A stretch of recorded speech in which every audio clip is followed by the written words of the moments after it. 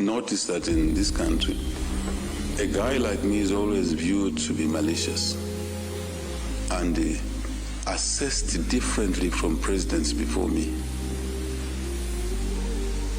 You want me to justify that? Yes.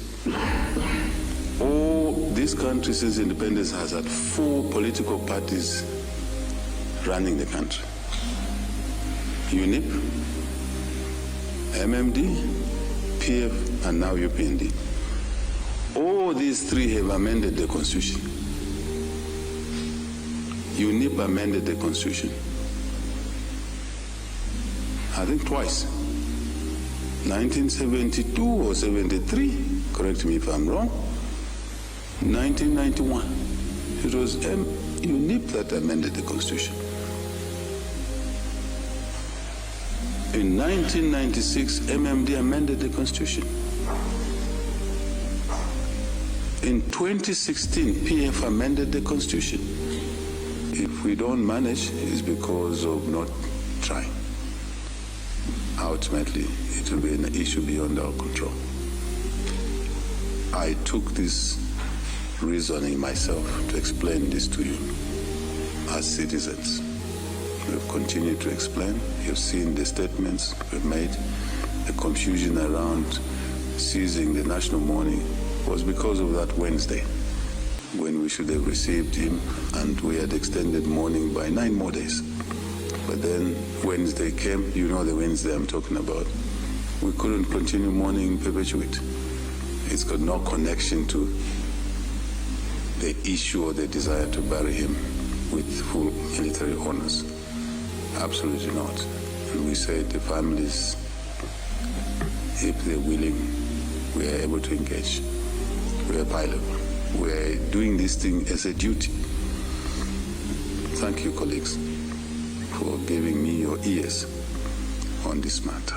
Now, today's meeting, I already thanked you for coming to the meeting. I reiterate that I thought that engagement is important.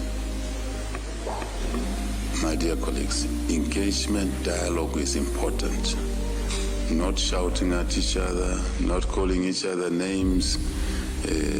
That culture will not build this nation. We thought that whatever the issue may be, we must dialogue. We must keep the dialogue open, civilized, respectful dialogue, not throwing stones, not threatening each other. Absolutely no. On what issue? On the constitutional amendment. On the constitutional amendment. No, it's not for me. On the constitutional amendment. I want to say to you, colleagues, the constitutional amendment process was never a matter that we wanted to be malicious. Never.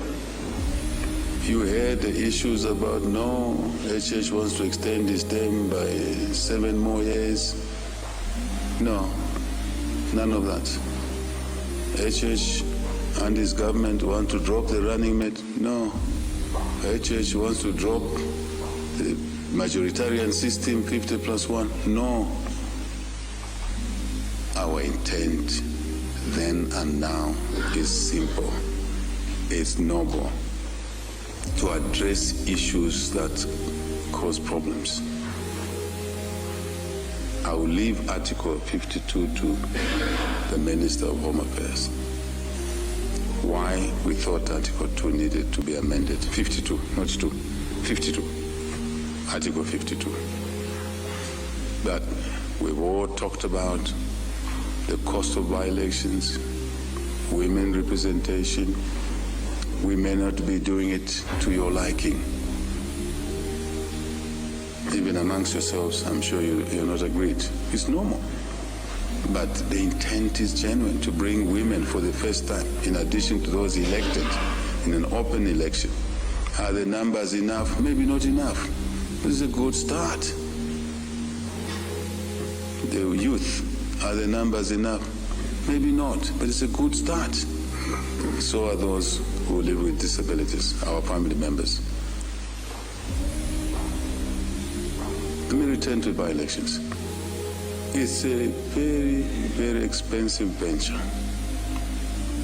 It is destructive. It is acrimonious sometimes.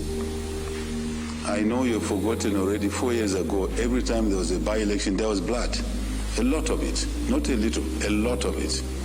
There was a lot of tear gas, a lot of pangas. I know you've forgotten, because that's who we are Zambians.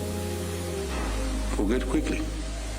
But people are talking out of context like there was never mayhem around by-elections.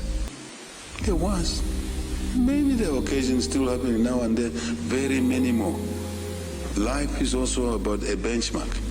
What was it before? What is it now?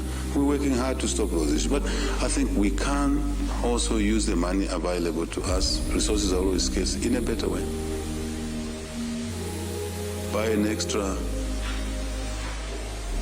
Build an extra classroom for a child. Employ an extra teacher. Honestly speaking. Buy